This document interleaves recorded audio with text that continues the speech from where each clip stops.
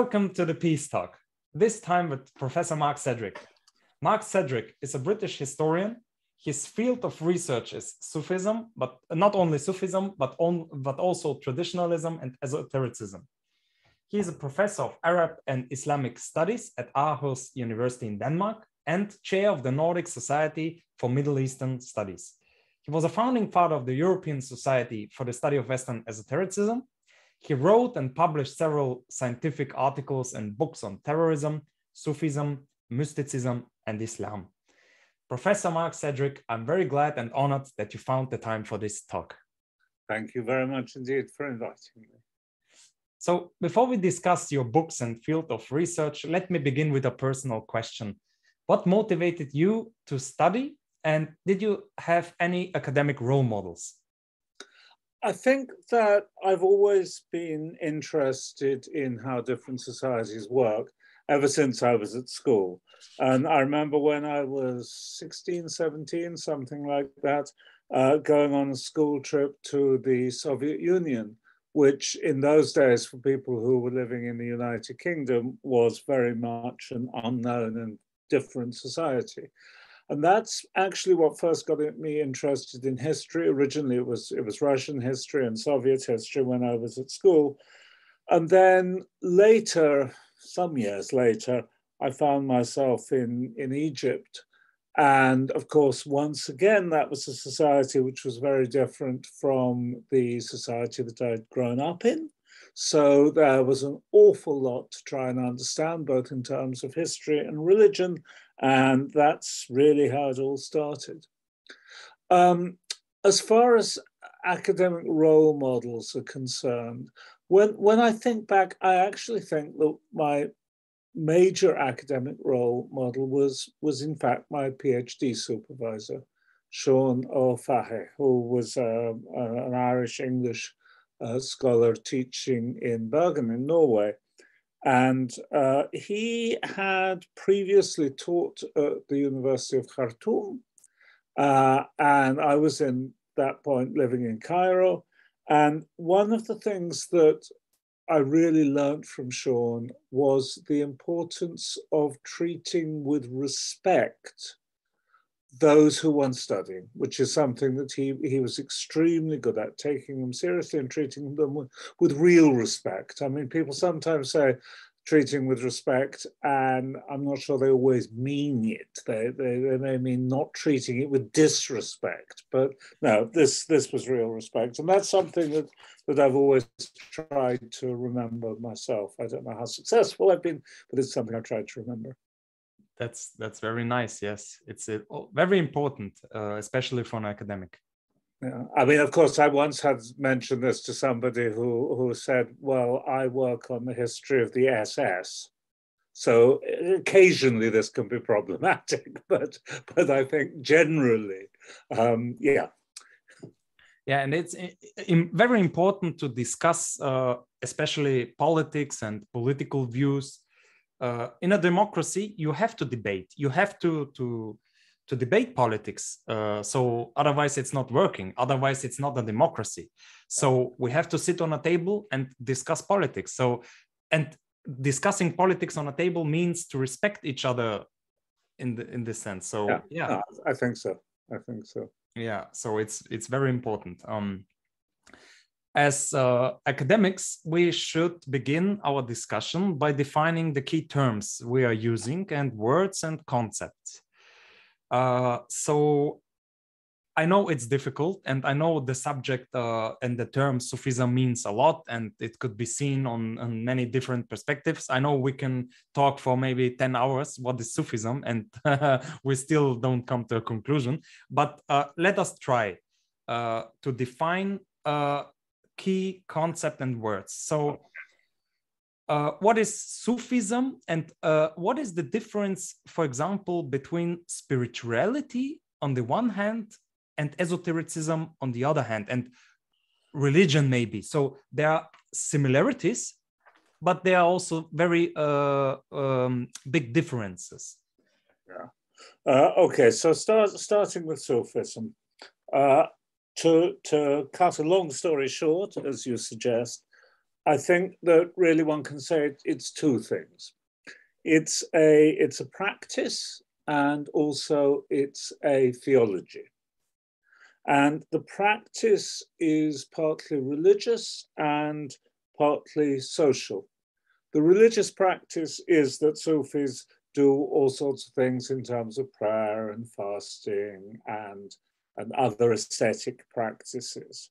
And the social practice is that Sufis join in communities and normally follow a sheikh, follow a spiritual leader, and the resulting social formation is actually part of the practice, part of the religious practice, because in the end, religion is usually a social activity. The theology of Sufism is Islamic, and this is quite important. It's founded in Islam. It draws on the same sources that the rest of Islam draws on, but it's also could be described as Gnostic, in that the Sufi, in theological terms, is ultimately aiming at knowing God, which is one definition of Gnosticism.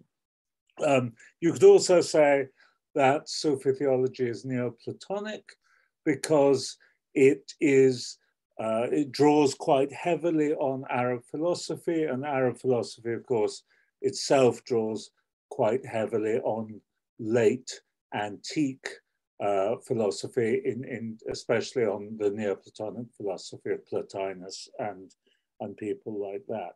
So in this sense, one can describe the theology as Gnostic and Neoplatonic, and perhaps also as esoteric. And the term esotericism is one which is, like many others, very, very subject to many different definitions. But one of the most useful ways of understanding esotericism is to think in terms of the pair of the exoteric and the esoteric. So the exoteric is external religious practice, in Christian terms, going to church, things like that. And the esoteric is the inner and possibly hidden. This depends on how you're understanding the definition, but the inner and possibly, therefore, one could say, spiritual. And nowadays, a lot of people describe themselves as spiritual but not religious. And that, in fact, is one way of saying esoteric but not exoteric. That's not normally how people put it themselves, but in slightly more technical terms, that is really what they're saying. Yeah. And in this sense, of course, Sufism would be esoteric, and Islam as a whole is exoteric. With the term esoteric, many, especially scholars and academics, relate emotional thing. Maybe they see these people like they are a little bit crazy, and they don't take them serious. So I believe there are many prejudices against the people who exercise this spirituality. For example, in my personal experience, I met Sufis who practice Sufism. It was in Bulgaria in an event of Theosophic movement. It was called in Bulgaria. It's very famous. It's called the White Brotherhood. Petър, Dunoff and others made a school. They met Pетър, Dønov, I believe it was in the early 20th century. He met Rudolf Steiner and these Theosophic leaders. And they shaped this White Brotherhood in Bulgaria. And I met members of this, I don't know how to call it, but a movement, let's say spiritual movement. And there are also Sufis there. And it was the most interesting, inspiring, touching moments in my life, because we danced, we made, this kind of flame, and we danced around it, and then we sing. I don't remember the songs, but and I didn't understand what we are doing, but and it was like exhaling and inhaling, and then techniques of and it was amazing, fascinating, and I always remember these days. This is absolutely fascinating. We need to do a joint article on this one, I think. No, it's also on the scientific perspective. It was interesting that Theosophic tradition is also related to Sufism in some ways. They have some commons, some. Yes, no, exactly, because the Theosophical Society is the single most important case of sort of alternative, sometimes esoteric religiosity or spirituality in the history of the recent West. And there is a tendency for the Western esotericism and the Islamic esotericism to come together.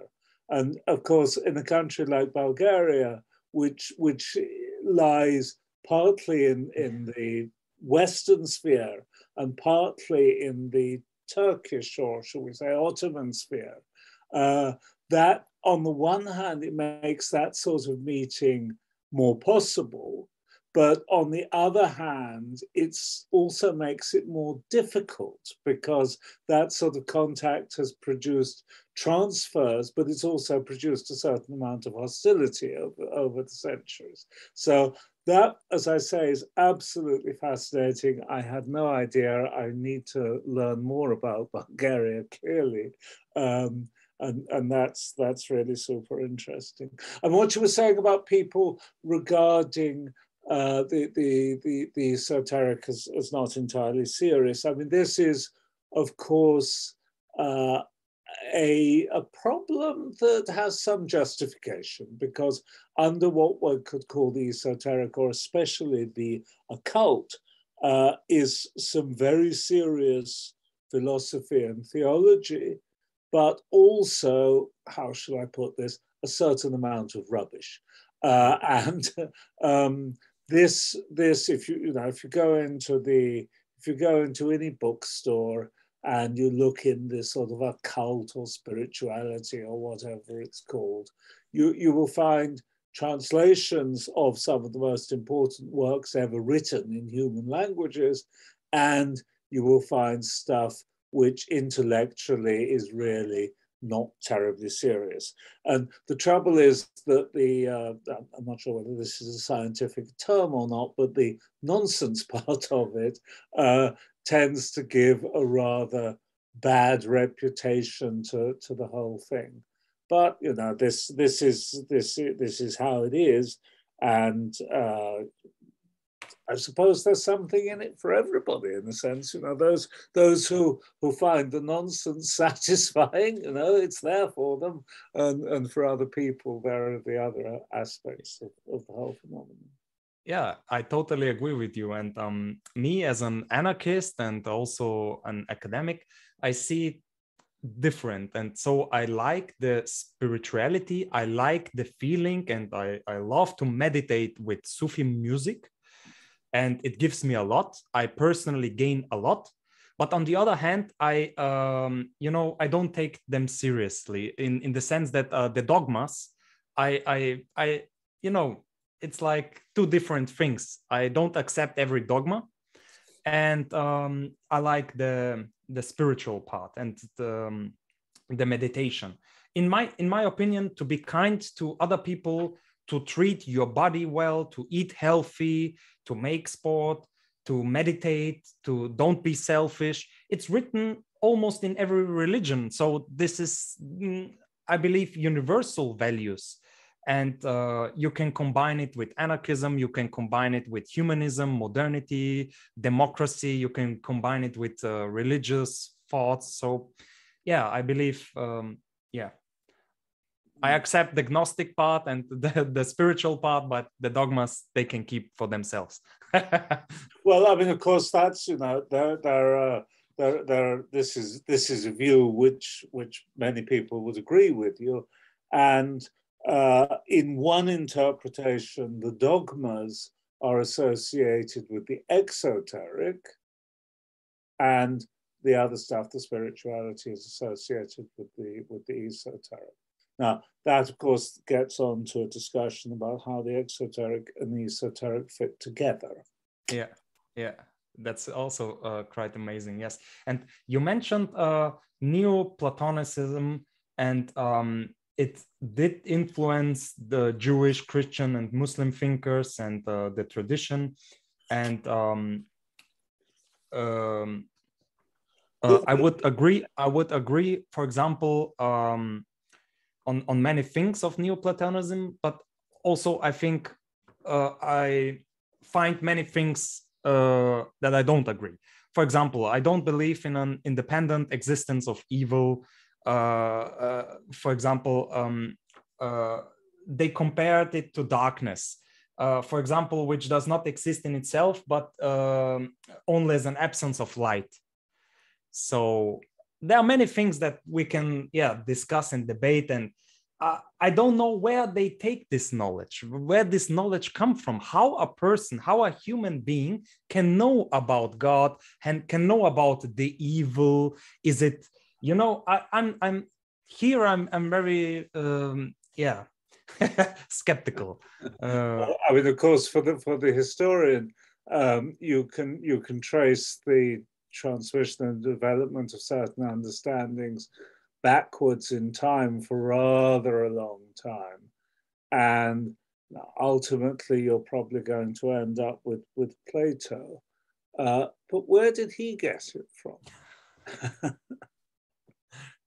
Yeah, and also this mind-body dualism. You know, in Plato's view, for example, the soul or the mind was almost everything, and the body is just, you know, it should be disciplined and it's only a tool. And you know, yeah, it's amazing, and it's impressive how historically it influenced so much and so many religions. Yeah, it's interesting. Indeed. So let us move to the next question. You wrote a book on, I don't know if I spell it correct, Ivan Aguéli or Aguéli? So Aguéli in the French pronunciation, and he spent most of his life in France. So let's stick with the French pronunciation. That's fine. Okay, so your book, Anarchist, Artist, and Sufi, the politics, the paintings, and esotericism of Ivan Aguéli. He's a quite interesting figure, and one can debate a lot on his political views. So maybe let us draw the link between anarchism and Sufism. How can you? Is there a link? Was Aguéli an anarchist or not? Yeah. It's a difficult question. Yeah, but it's an important and very interesting question, and it actually, in some ways, relates, as we'll see, to this question of how the exoteric and the esoteric fit together. I think the answer is that a lot of Sufism does not really relate to anarchism at all. Sufism, as I said, it's a social phenomenon, and to that I could have added that it's a political phenomenon as well, or has been a political phenomenon, because in the Muslim world, Sufis there've been a lot of them. They've been rich, and sometimes they've also been powerful, and very often Sufi leaders, if we think back in history, Sufi leaders have allied themselves with political power, which is not a very anarchistic thing to do. But on the other hand, we have Sufis who have very much distanced themselves, not only from political power, but also from systems of power, and also sometimes from from dominant rules and laws and norms. Now, this can be seen in a number of ways.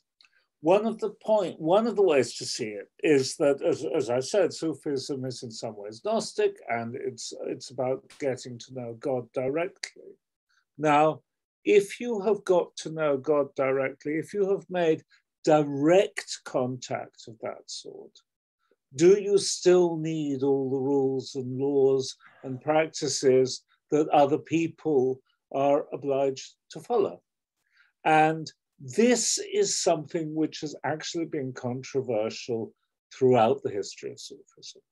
And Sufis are constantly assuring everybody that although the objective is direct knowledge of the divine, they still respect the exterior law. They still respect the Sharia, and it's the encounter with the divine. The divine is sometimes described as the haqiqah, which means the truth. So these terms, because it sounds quite nice in Arabic, that the haqiqah should be held in the Sharia. That the Sharia is the holder for the haqiqah. So Sufis have been saying this for 1,000 years. Somehow nobody has ever really been entirely convinced by this, because otherwise the discussion wouldn't have been going on for 1,000 years. And certainly there is the view around that the encounter with the haqiqah is what really, really matters. And in comparison to that, the Sharia doesn't matter that much. Now, this is a discussion which has been going on within Islam, and certainly whatever Sufis have been saying about the Sharia and the Haqiqah, there have been, over the last thousand years, plenty of Sufis who secede from the majority society and form their own little group following their own little rules. That's the history of it from within Islam. If we look at the 19th century, and here I'm trying to get closer to Ivan Aguéli, if we look at the 19th century, we find that in the late 19th century, a number, not very many, but a significant number of Western intellectuals did convert to Islam, and very often, if not always, very often, then found themselves joining groups of Sufis. Now, some of these Europeans who converted to Islam either came out of the Western anarchist tradition or were quite close to it in various ways. And you can understand their conversions in various different ways. And of course, they were different people, so they were different from person to person. But generally, in general, they were making a statement against something, and they were making a move for something. And in general, what they were making a statement against probably included Western imperialism, colonialism. It probably included institutionalized religion. And in some ways, it also very often included aspects of conventional 19th century Western society. So that's what they were moving away from, and what they were moving towards was a new home, and was also, and I think this is important to remember, that it wasn't just political. Sometimes it was political, but it wasn't just political. They were also moving towards the transcendent, towards access to the transcendent, towards something more important. And that's something of the view that we have in the case of Ivan Aguéli, who a painter, Swedish originally, but living in Paris, really based in Paris, and who himself was an anarchist and wound up as a Sufi. Very interesting. Yeah. And you wrote, for example, in your book in 94, French police arrested Aguéli on charges of belonging to an anarchist criminal association, and he spent 4 months in Mazas prison awaiting trial, where, among others, he studied Swedenborg and Arabic literature. Whether reading Anarchism, Islam, Lao Tzu, or Swedenborg, Aguéli found a radical egalitarianism that tied together opposites into a contemporary whole. So yeah, it was also his political thinking was also shaped by. Yes, I mean his political thinking shifted somewhat over the years, but as you say, he was arrested then in 1894, and he was one of those who was tried in the so-called Trial of the 30, which was one of the major repressive events carried out against French, European, but especially French anarchists in this period. And although he wasn't one of the leaders of the anarchist movement at this point, he was certainly involved in it, and certainly believed in anarchist ideals, and also seems to have accepted, endorsed, celebrated even some of the methods that the anarchists were using at that period, including, of course, the propaganda of the deed and the, how should we put it, the creative use of dynamite. But from there, I mean, as a young man, he was an anarchist. He was also very much involved in the early animal rights movement. And he connected those who will be brutal to animals and those who will be brutal to their fellow human beings. And he therefore resisted all forms of brutality.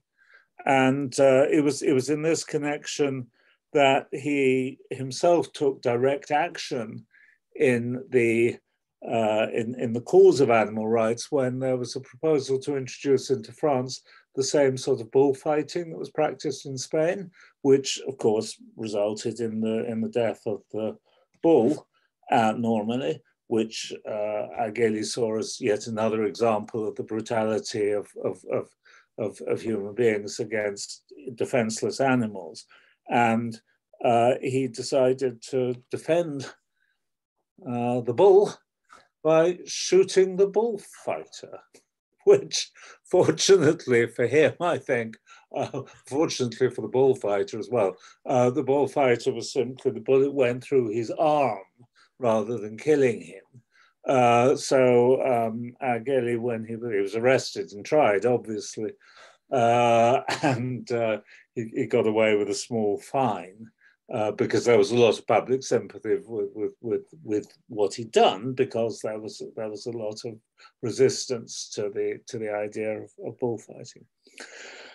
But I mean, if we're thinking about the development of his political views, that's the anarchist and the animal rights activist is the young Aguéli in Paris, and then we have the Aguéli in his late 30s, early 40s in Cairo, where he was working with an Italian on publishing a journal, originally a newspaper, and then it turned into a periodical that came out in both Italian and Arabic. And he wrote a lot of this himself. It was this fairly small publication, so as well as editing it and ensuring it was properly typeset, he also had to write quite a lot of it himself. And one can see a slightly different political view developing here. He is, for example, very critical of European Islamophobia.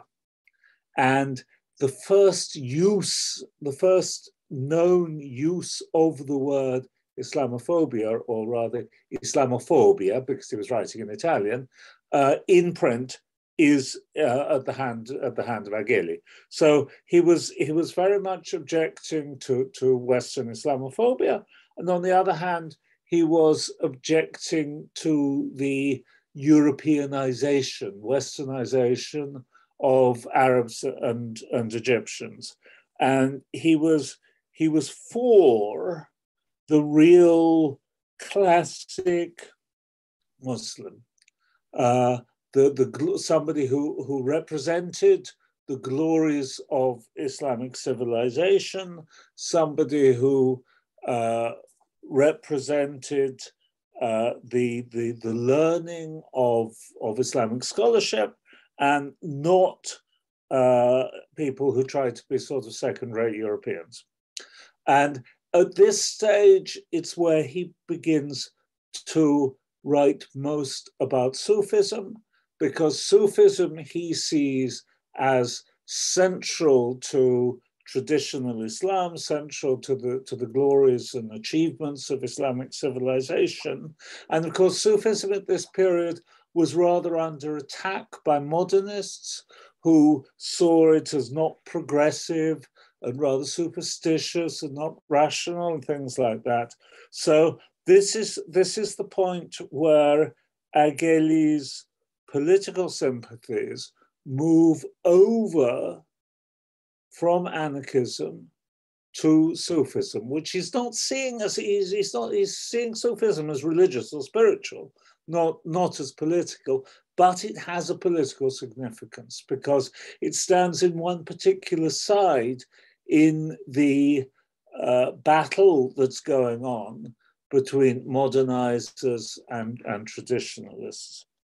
And his sympathies and his action and his writing are very much on the side of the Sufis here.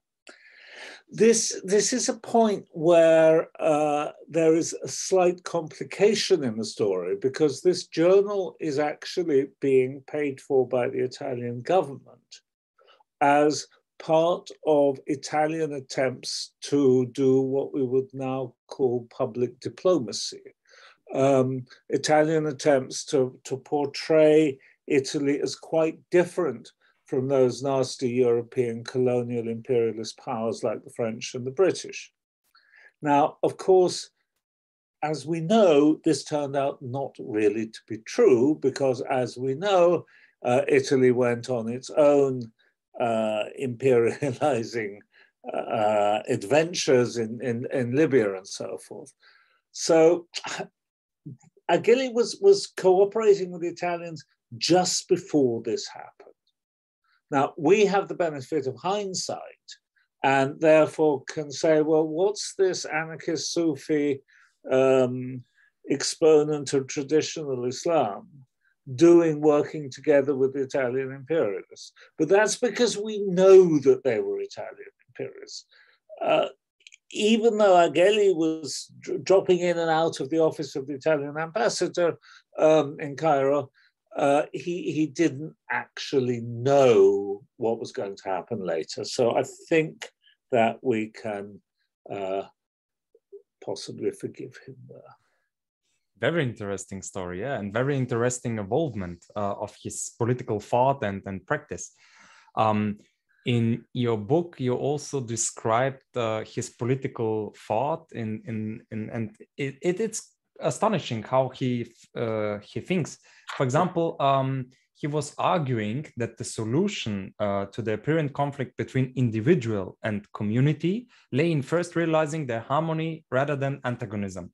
Here, I would disagree with him, because I love antagonism in the sense that not to fight each other, but to debate politics, like we said in the beginning of our talk, to sit on a table and yeah, have to disagree is also very important. But okay. And secondly, in solidarity that extends hierarchically from self-care to care for others. And then there is a big quote, as there exist many degrees of distinction between one and everyone, the question of harmony between the revolution of individuals and the general revolution will remain an ongoing problem that every age, every decade or century resolves for the moment in its own most appropriate manner. So Karl Marx also said that this is, the class struggle, and there is this Michel Foucault, the French philosopher, also said that it's, a very, it's also with power structures. It involves a lot of many things, this fight between the individual and the society.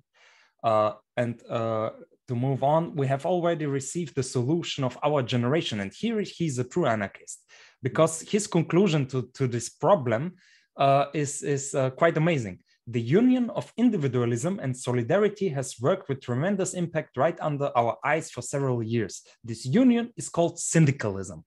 So here, in this sense, he is an anarcho-syndicalist. So the combination of socialism and anarchism in once. So yeah, I find it quite amazing that in his early days, he's a true anarchist. Yeah, it's amazing. Yeah. I'm glad. I mean, he's fascinated me for many, many years. So I'm glad that you share my view.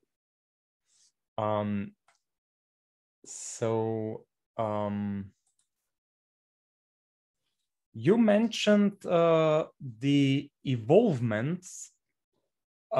Maybe we can say the tragic evolvement of Aguéli. Tragic in the sense that it's going to a different direction, opposed to anarchism. So he was critical not only of Western imperialism, which I share this political view, but he was also critical of modernity, and he shaped traditionalism, not directly, but maybe through others. So maybe you can explain how does this traditional thinking and what kind of role played Aguéli in this sense? How does it evolve? Yeah, well, this is, of course, how I first encountered Aguéli, because I was interested in a movement that that I call traditionalism, but with a capital T, because it was a particular philosophical movement, one could call it, based around the idea of tradition.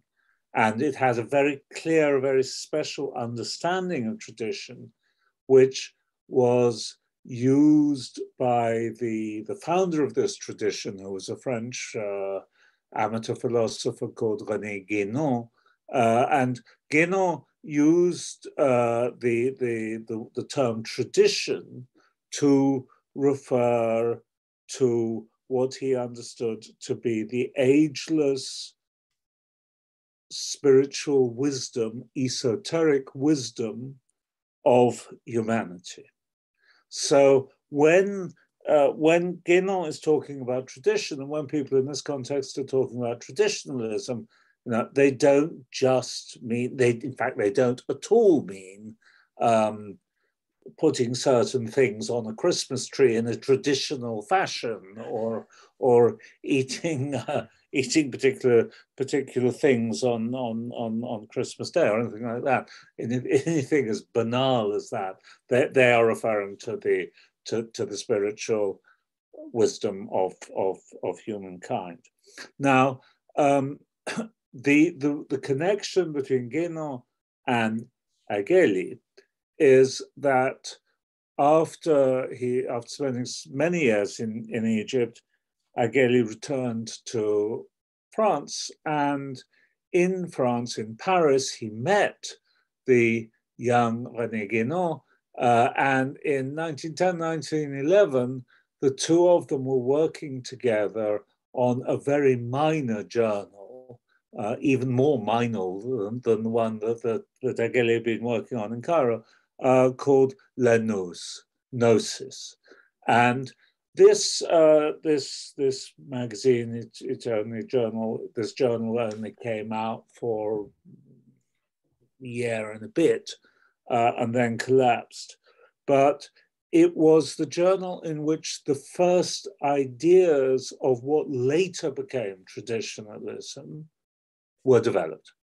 And Aguéli played quite a major role in this, to the extent that you can see in the last issues of this journal before it finally collapses. It started off with about 15 contributors, and by the time we finished, there were only 2 contributors left, and that's Guénon, who's the editor, and Aguéli, who's the last remaining contributor. And Aguéli's has quite a major influence on this movement, partly through the articles he's writing about traditionalism, modernity, excuse me,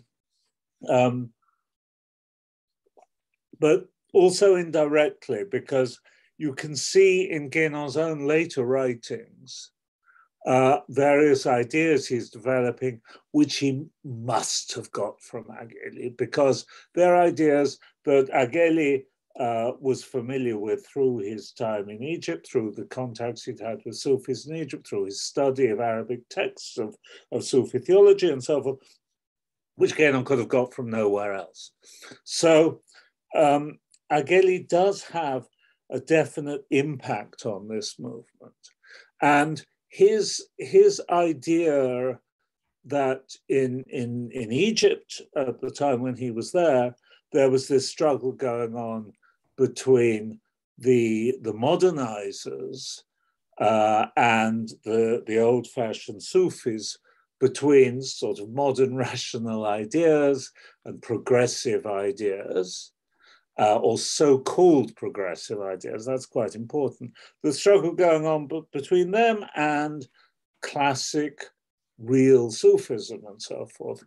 This binary gets expanded by Guénon to describe the whole of the relationship between modernity in totality and tradition in totality. So whereas for Guénon, you've got Sufism and modernizers, for Aguéli, you've got Sufism and modernizers, and for Guénon, you've got tradition, which includes Sufism, and modernity as a whole.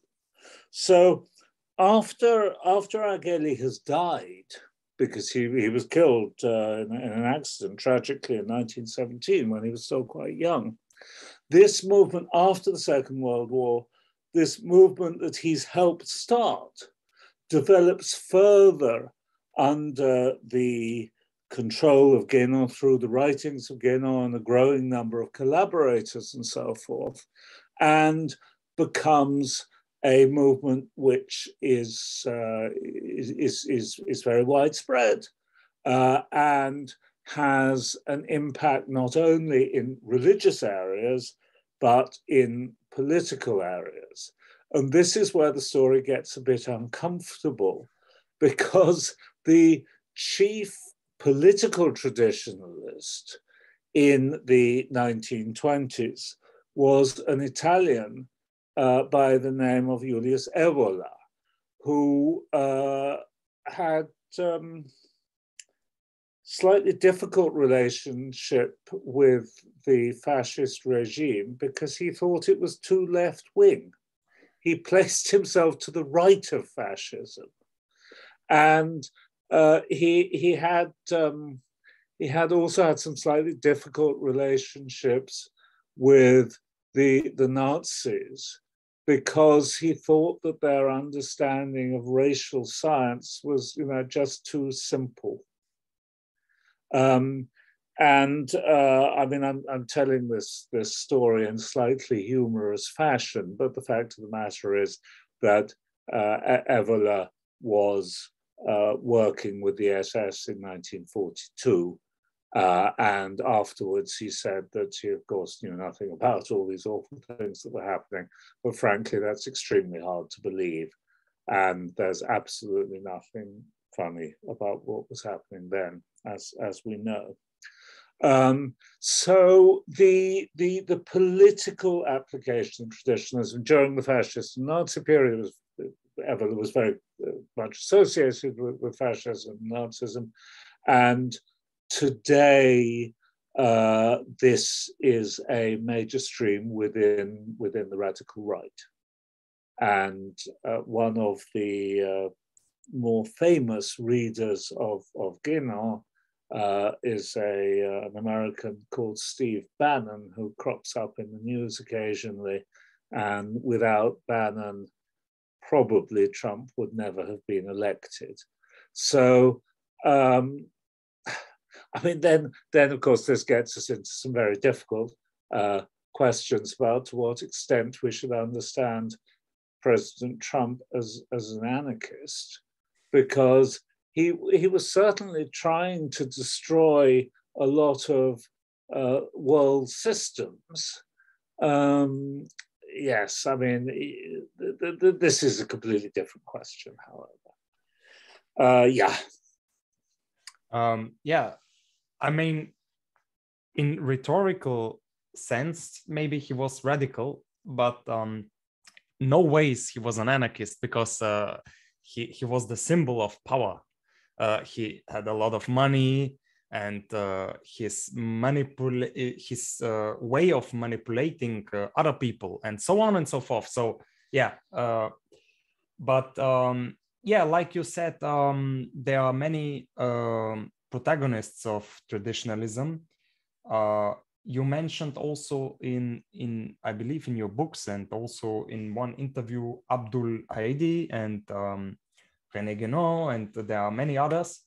So how can we understand their influence on the New Right? Did the New Right quote them directly, or do you believe it's like the philosophy and they reinterpret it, or how does it get there? How can we see the link? Is it obvious? Yeah, I mean, I think that we have to take the New Right in. We have to take the views of the New Right to pieces slightly to understand this. And one of the important things about the New Right is that it's radical, and it rejects, which means that it rejects the current dominant systems in their entirety. And of course, this is one definition of the difference between the radical and the reformist. And as I say, the New Right very much rejects the current status quo, as of course do systems on the left. Many systems on the left also reject the status quo in the same way. So this rejection of the status quo fits with the rejection of modernity, because modernity and the status quo are not quite the same thing, but there's a certain amount that they have in common. So the traditionalist critique of modernity is something that fits nicely with the radical right. The alternative to modernity is where things get a bit complicated, because for Guénon, the alternative to modernity was the tradition, which meant esotericism, which meant spiritual tradition. But of course, there are two aspects to esotericism and the spiritual tradition. One of them is something that one might call metaphysics or cosmology. It's the understanding of the basic structures, hidden structures behind reality. The other element is what Guénon called realization, what we would call self-realization, which is a very personal element of how does an individual achieve knowledge of the transcendent. And this is where Evola differed from Guénon. His criticism of modernity, his dismissal of modernity was very similar. But whereas Guénon looked for self-realization through spiritual practice, through Sufism, through things like that, Evola looked for self-realization through the use of power, through the idea of the spiritual warrior, And this fits with a certain understanding of what the old right was. And there was the idea that Evelyn never really completely accepted, but there was the idea of the fascist elite, and especially of the Nazi elite, as warriors, as people who were in some way enlightened even, which has always been there as a possibility. Now, this is very much the old right, and one of the things that the new right was trying to do was to distance itself from the disasters of fascism. So the new right generally rejects the racism of the old right, and the new right certainly doesn't want to have anything to do with Nazi militarism and the SS and all that sort of stuff, which was so comprehensively discredited as a result of the appalling disasters that it led to. But somehow the idea of self-realization of the political soldier is appealing to some parts of what we could broadly call the new right today. So I think there are many elements of the new right which Guénon would never have subscribed to. But there are also these ways in which the two bodies of theory do fit together quite comfortably. Or if your starting point is admiration for Aguéli, the anarchist, quite uncomfortably, one should say. I understand, yes. You mentioned the militaristic rhetoric and warriors in the old right. I'm asking myself, is it a part of Islamic tradition, for example, with the term jihad? It means the everyday fight, the everyday difficulties in life. Yeah. But in Islamic tradition, they mean a different thing. They don't mean it militaristic. Or I mean, I'm not an expert on Islamic studies, but in my point of view, they are meaning this in the esoteric sense. So you have to fight yourself every day. Yes. It's like getting ready every day. Yes, we have. I mean, there are in fact in Islam there are these two meanings of the term jihad.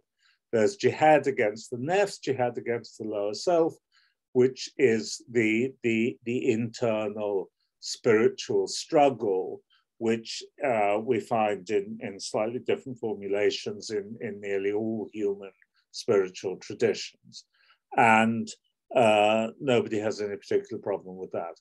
There is also jihad in the sense of the military struggle, warfare, frankly, against non-Muslims. And of course, it's very fashionable nowadays, if you want to try and distance Islam from charges of just being about the religion of the sword, that's 19th century. That goes back for many centuries. To say, no, of course, jihad, that's really about the internal spiritual struggle. Well, it depends who you are and what you're doing. I mean, for certain individuals, for the person who says it's about the internal spiritual struggle, for them it is, and they're not lying at all. But historically, and also today, for many people, jihad means the external struggle. That's to say, the military struggle. But here we must just consider for a second the extent to which the military struggle and the spiritual struggle are related anywhere and everywhere. Because the virtues of the soldier I mean, certainly in earlier ages when being a soldier meant something other than sitting in a chair with a joystick and flying a drone, which was on the other side of the earth. But in the old days, the military virtues were self-sacrifice, fearlessness, generosity towards others on one's own side, and the spiritual virtues are somewhat similar to the military virtues: self-sacrifice, caring for others, and mastery over oneself.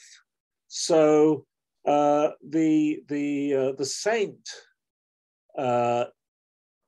is happy to get up in the middle of the night, eat very little, and walk through the freezing rain, and so of course is the soldier. We hope happy to get up in the middle of the night and suffer and suffer. So there is this interesting overlap between military virtues and spiritual virtues, which anywhere and everywhere, not just in the doctrine of jihad. Of course, yes, like the Japanese samurai and the kamikaze in the Second World War, they sacrificed themselves. So yeah, we see it all in other cultures as well. It's not only in Islam or in the Yeah, and you can then, if you want to, you can if you look at a very traditional picture of the family, do you want your daughter to marry a man who will be happy to get up in the middle of the night and do some bit of self-sacrifice and stuff like that? Or do you want somebody who's going to stay in bed and warm and say, no, you do it. Yeah. Yeah. So let's go back to modernity and the critique of modernity. I find it quite amazing because there are overlapping left and right ideas in this regard. For example, the critique of modernity can be expelled in many different ways. For example, to criticize the liberal democracy. Because, for example, for an anarchist or maybe for a feminist or Marxist, there is not only one way of democracy. There are many ways of radical democracy, grassroots democracy, and so on and so forth. Then the attack on the national state. This is also linked to the modernity. But national states come with, like Michel Foucault wrote in his book, he was also a historian, and he analyze the evolvement of the national state, and it comes with racism. So the national state goes hand in hand with racism.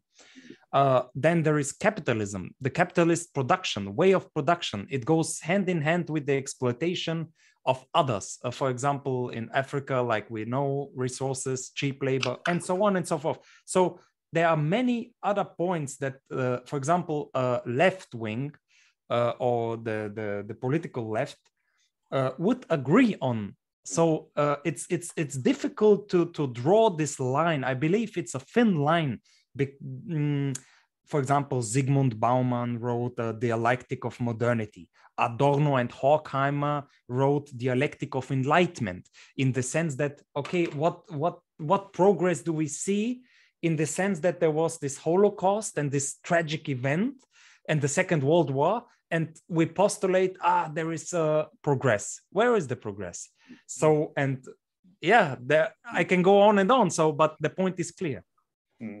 No, I mean, I was earlier this year, I was writing a book about traditionalism, which will come out next year as Traditionalism: an Introduction. And I was, in this book, I'm trying to place traditionalist positions within the broader discussions on various topics that have been going on for a while. And in my chapter on modernity, on the traditionalist critique of modernity, I wrote something, I found I'd written something along the lines of the critique of modernity then is more widespread than one might have thought. And then I looked at this sentence and thought what I'd just written. And in fact, it's very difficult to find people who are not critiquing modernity. I mean, Habermas seems to be quite keen on modernity, but who else? Nearly everybody is critiquing modernity. And this, I mean, one thing one can ask is quite how absolute a critique is. So now, is one just critiquing liberal democracy and looking for alternative forms of democracy, or is one rejecting democracy in its entirety? Is one rejecting theories of progress, or is one denying that progress is even possible? Is one regretting the way in which modernity and capitalism leads to exploitation and inequality? Or is one rejecting the principle of equality in the first place? And in all those three examples I've just given, the traditionalism is in fact taking the absolute position and rejecting even the idea of equality as being either possible or even desirable. So there is an absoluteness to the traditionalist rejection of modernity, which one doesn't find to quite the same extent elsewhere. Yeah, and it's also very important to mention that there, like you said in the beginning, there is this tradition with in the sense of the new right, and they're rejecting radical many important things and values, and there is tradition. Tradition, for example, also left wings and anarchists can have tradition. For example, language. The most obvious thing is language. So in order to communicate, you have to speak the same language. So, and language has to do with culture. It has to do with a way of thinking. And it's interesting how the grammar and all the structure and the verbs and yeah, even jokes. In the jokes, you see it. Yeah, it's, for example, I don't like British jokes. I don't understand them, to be quite honest. So here I see the cultural differences. So, and it's no problem. So I believe there are some traditions which can be useful, which can be good, and this has nothing to do with traditionalism. So this is very important. Yeah. The rejection, the total rejection of modernity, and this what is going on now in the new right, it's even very dangerous. Yeah. No, I mean, because it's important to remember that by tradition, the traditionalists don't mean what everybody else means by it. So a cultural tradition, or even the cultural traditions behind certain incomprehensible forms of humor would not, for the traditionalists, be a real tradition at all. And some because it's possible to get confused about this, some traditionalists have actually reformulated this and would talk about esoteric spirituality or something like that, rather than traditionalism. Now, I mean, at this point, the idea of pairing modernity with all its problems on the one hand, with timeless esoteric spirituality on the other hand, is one which is central to traditionalism, which many people have found very attractive, and which many people have actually used in very positive fashions. I mean, I mentioned Evola and Bannon and people like this, but it's also important to remember that traditionalism is being used to inspire ideas of sustainable development, which is one alternative to modernity. It's been very important in the understanding of sacred art. It's been very important also in the production of art, of music sometimes. But in the end, I'm a historian, not a traditionalist.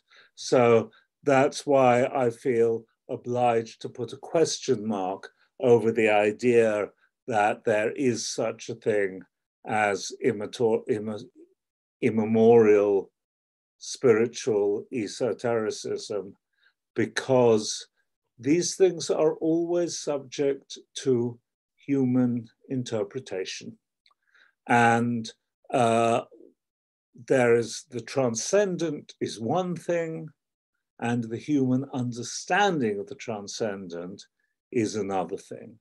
And it is very, very difficult to get beyond the human understanding of the transcendent to find the transcendent itself, except perhaps if one is doing an awful lot of esoteric spiritual practice and a lot of fasting and praying and so forth, which might give some people direct access to the transcendent, but then that's that personal direct access for the transcendent is very difficult for anybody else to access. I believe this is a very anarchistic stand on religion, because why do I need this priest? Why do I need this church? Why do I have to pay to somebody to tell me what God wants me to do? So I believe this direct way, direct communicating with God, for example, is very anarchistic also. And, which was of course Aguéli's original position. But then he moves beyond that, and because he developed such respect for the theological writings of Ibn Arabi, for example, that his understanding of the transcendent becomes mediated through Ibn Arabi's understanding. Yeah, and one maybe, but I didn't study psychology, so I cannot answer it fully. But in my opinion, there are many factors leading or causing this new, how can I say, this new traditionalism or this new kind of new rights. For example, value changed over the years. It's normal, but people are scared. The capitalist system also has this feature that some people get richer and the many are getting poorer and poorer. Then also the great religion, the institutionalized religions lost their base, lost their audience, for example. So there are many factors and people are scared. People are scared of change. People are scared of new things, of progress. Then there is this technology, digitalization, automatization,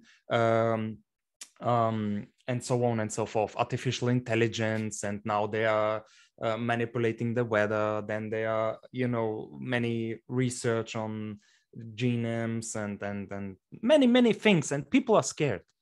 So this is one explanation why traditionalism is rising. And on the other hand, this is also an explanation why esoteric movements and sectarian groups are also on the rise.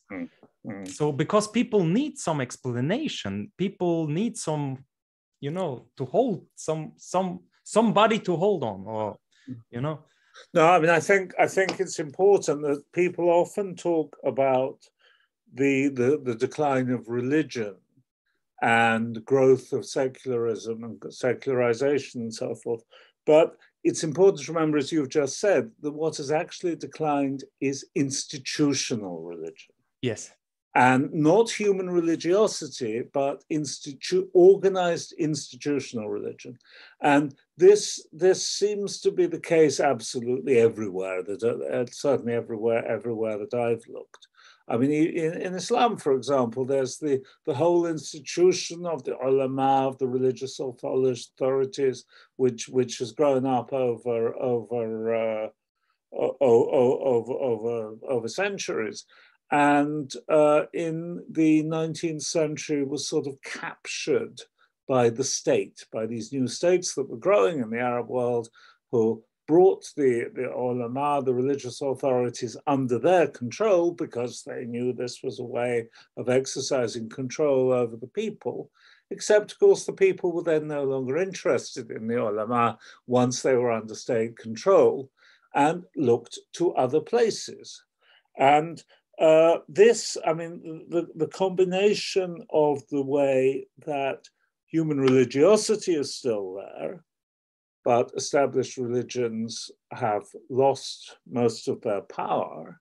And when you put this together with the fact that modernity is indeed definitely scary, as you were saying, that explains quite a lot of these things, or helps to explain quite a lot of these things that are going on.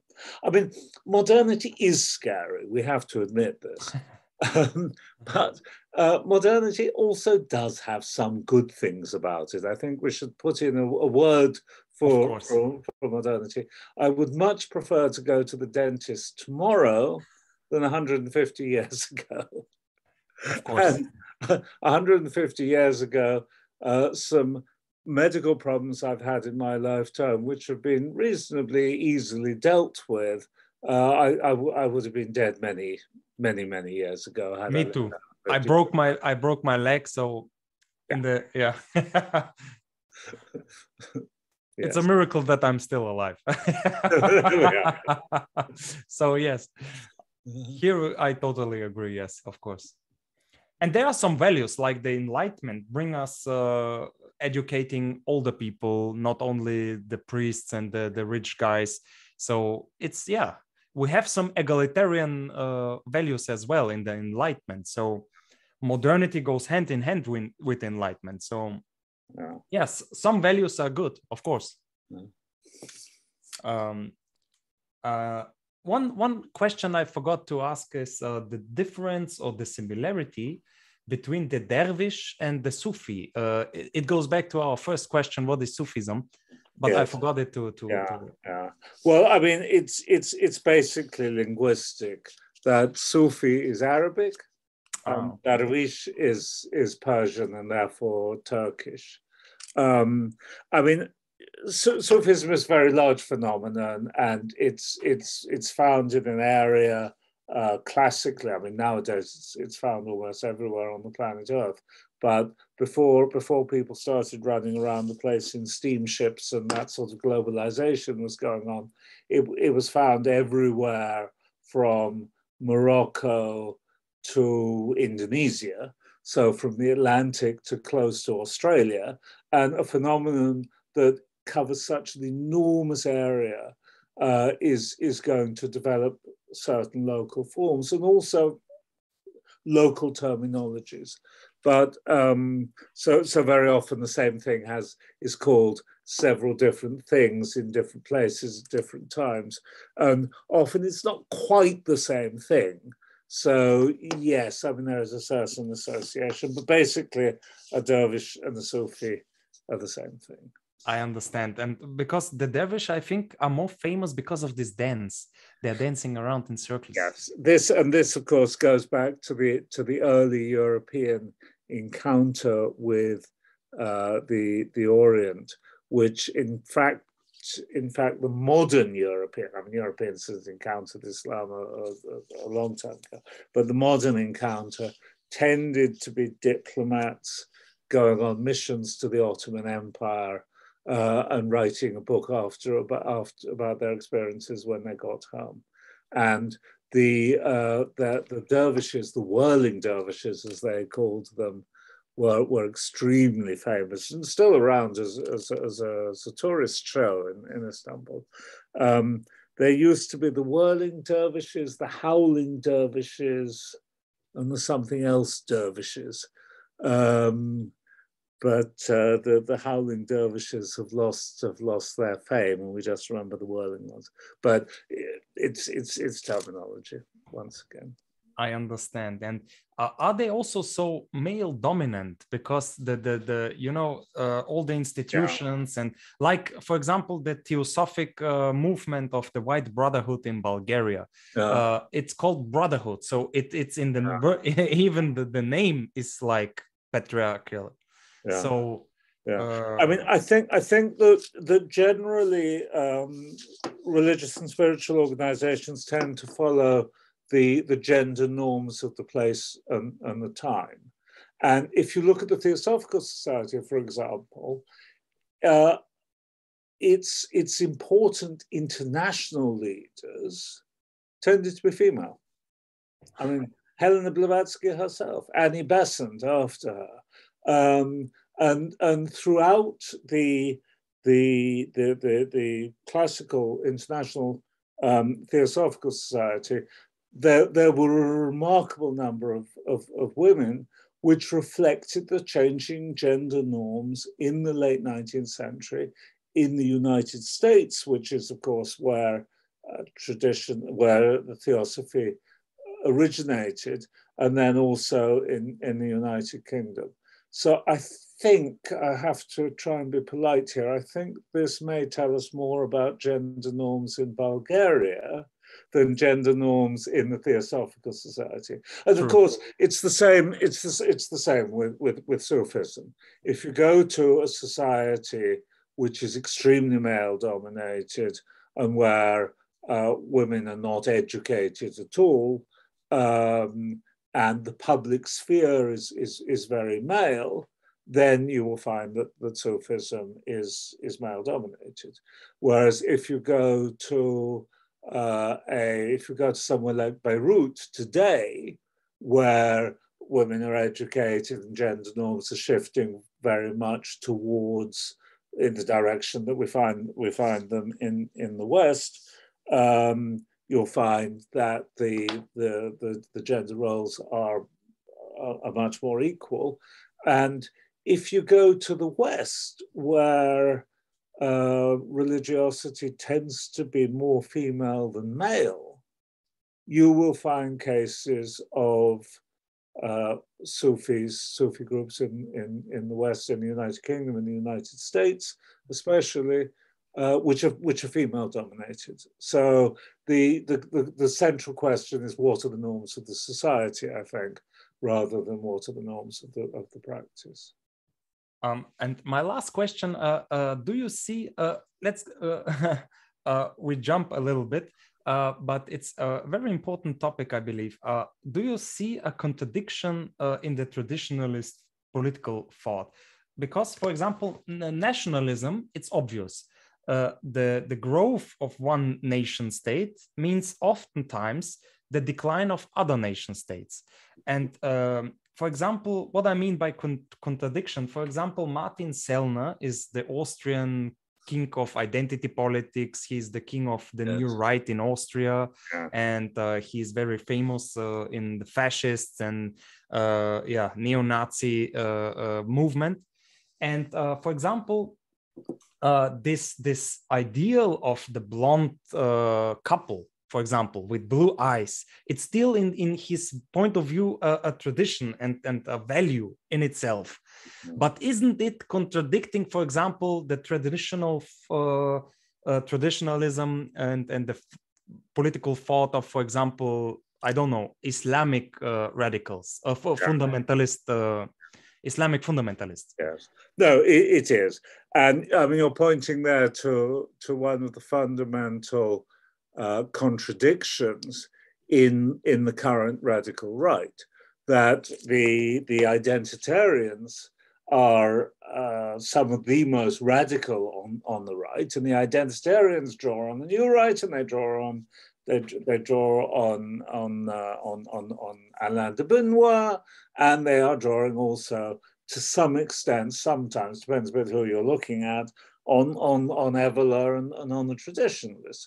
So the identitarians are often regarded as nationalists, And how can you be a nationalist and an identitarian? I mean, are we talking about the European culture, or are we talking about the Austrian nation? And in fact, I mean, traditionalists are always anti-nationalists. True traditionalists are always anti-nationalists because the idea of the nation is a modern idea. So if you're anti-modern, you have to be anti-nationalist, and they are generally.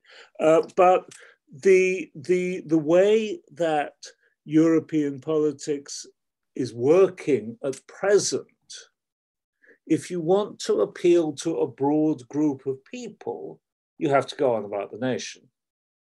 You have to appear to be a nationalist, even though your motivating ideology may well be anti-nationalist. And this is partly because the people on the right have identified the internal enemy as being the cosmopolitan elites. And this is an argument that goes down very well, very effective politically, and has been for a long time. You have been betrayed by the cosmopolitan elites who actually want to destroy the Austrian / Danish / for all I know, Bulgarian nation as well. So that means that having put themselves in opposition to the cosmopolitan liberal elites and so forth, they then appear nationalist. But actually, this is intellectually untenable. I mean, and when you really look, you find that they are that they tend to be internationalists more than nationalists, or localists more than nationalists, because you can go bigger or you can go smaller.